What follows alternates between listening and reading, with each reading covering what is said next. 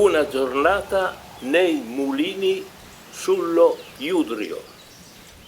Andiamo a visitarne alcuni dirigendoci verso la sorgente.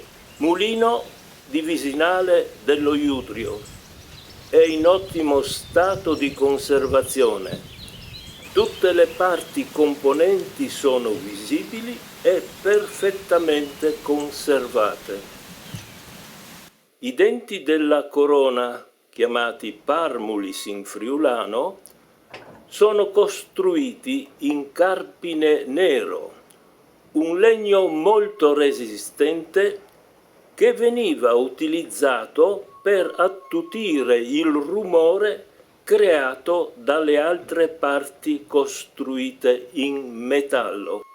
I vari ingranaggi che sono visibili nel filmato sono posizionati nella parte inferiore dello stabile al livello della ruota e servivano a far funzionare le macchine addette alla macina dei vari tipi di cereali conferiti al mulino.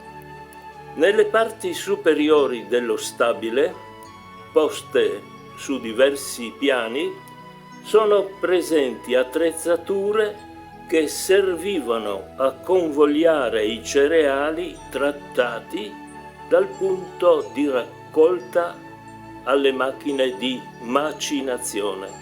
Fin dai tempi più antichi, l'uomo ha scoperto che l'acqua corrente può produrre energia dinamica applicabile alla macina del grano turco e di altri cereali. Ciò lo ha indotto a fabbricare mulini che dovevano essere costruiti lungo i fiumi o i canali artificiali. L'acqua del torrente Iudrio, lungo tutto il suo corso, dalla sorgente situata sul monte Kolovrat alla sua affluenza nel torrente Torre, serviva a far funzionare un buon numero di mulini, circa 25, situati sia in territorio sloveno che in terra italiana. Attualmente solo alcuni sono rintracciabili e visibili, mentre di altri restano solo ruderi. Mulino Tuzzi, in località Dolegna del Coglio, sotto il castello di Trussio, lungo la provinciale che collega Brazzano a Corno di Rosazzo, troviamo l'unico mulino ancora funzionante. È gestito dal signor Tuzzi Adriano, che porta avanti con grande passione questa attività che è frutto di una consolidata tradizione familiare. Questa grande passione lo ha indotto ad organizzare in un locale di nuova costruzione situato nei pressi del mulino un piccolo museo contenente componenti e strumenti legati al suo lavoro di mugnaio. Ciò per farli conoscere agli adulti, ma soprattutto agli alunni delle scuole. Questa sua iniziativa è stata sicuramente condivisa e appoggiata dal padre Luigi, che ha fatto il mugnaio fino ad età avanzata ed era prodigo di informazioni a tutti coloro che entravano nel suo mulino.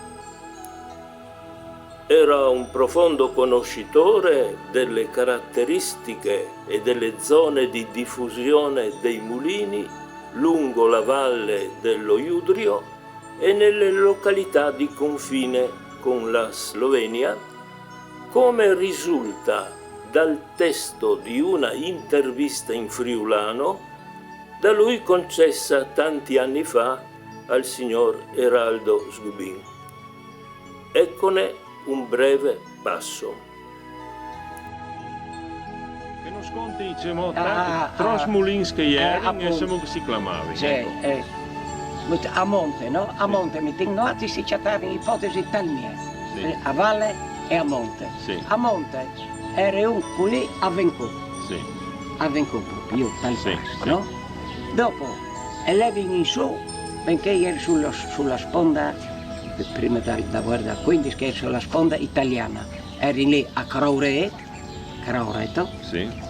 dopo arrivavi a Liance, dopo arrivavi a Mernec che eri sulla sponda dica austriache, Sì. a Mernec eri, dopo su a Colubride, andando anche che eri sulla sponda austriaca, dopo eri sulla sponda italiana a Albane, che dicevano lì di no Fontanè, un altro cognome, che eri La zona austriaca. sì, che eri a monte, no? A valle invece, a valle che avevi a San Rocco, Sì. San Rocco, Visinale, Sì. Visinale, Isec, e l'ultimo Molignovo, che era l'ultimo sul lago Sì. dagli Odri, e il primo sono su a monte, sono su a Mulinvecchio, sono nella valle degli Odri. Sì, sì, sì. Dopo era anche il battifiarca, a Tros era il battifiar, mi tot a cavallo dal Nusen. Dopo era a Vencò, di sotto il mulino, e dicevano i pestei che battevano la squarza. La squarza, secondo me, fosse stata che spelavano i pai, i racli di roll, e tiravano via la scusa, e con che la battevano, con che risulta tal sorelle, per cui in sal coreano Addirittura. la squarza.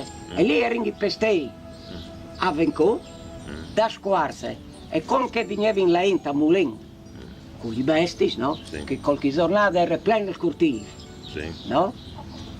E ma cambia il tempo, per sé i anziani chiacchieravano fra loro. Non sentisci il pestei da squarza, se mu che l'aia è parteo, no? Allora cambia il tempo, per sé che saremo di ore, già pelciare va a ore. Saremo di sotto, già pelciare me non lo so. Bien, interessante. È vero che è il proverbio. Sì, sì, bien. È il proverbio. Bon, allora per concludere, signor Luigi, noi lo ringraziamo di tutte le preziose informazioni che non si è dato, che per noi altri sono di grande interesse, no? Già vorrei di poter gioldirsi queste biele case, queste biele campagne, fare un grun di anni il più a lungo possibile, insomma, sì, no? Sì. E di vivi dall'armonia da sua biele famiglia. Mulino di Golo Bordo, situato nella parte sinistra del torrente in territorio sloveno sotto il castello di Albana di Prepotto.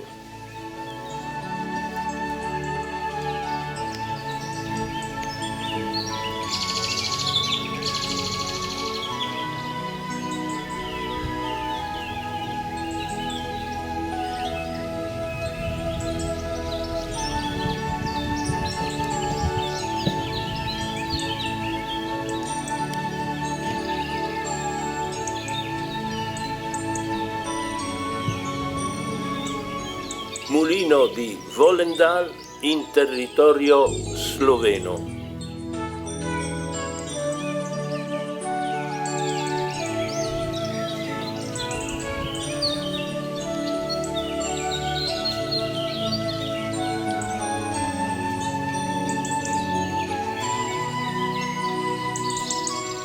Mulino di Michov in territorio sloveno.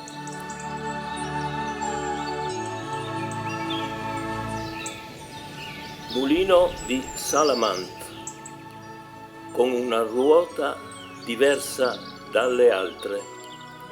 È molto particolare perché l'acqua cade dall'alto per aumentare la potenza dinamica. In questo sito durante le riprese, non ci si accorgeva che non si era soli. In una cavità semi-nascosto c'era uno splendido esemplare di merlo. Non si è assolutamente scomposto per la nostra presenza, ma ha continuato a covare nel suo nido. All'improvviso si è levato in volo e allora abbiamo scoperto nel nido 4 uova che dovevano essere ancora calde. Peccato non essere riusciti a documentare con la telecamera il volo del fuggitivo. Mulino di Potclans. In questa immagine vediamo una piccola rosta costruita con sassi e pietre del torrente stesso.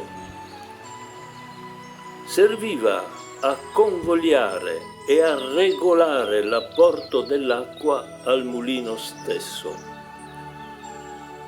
Evitava probabilmente eventuali problemi che gli potevano essere creati da piene del torrente.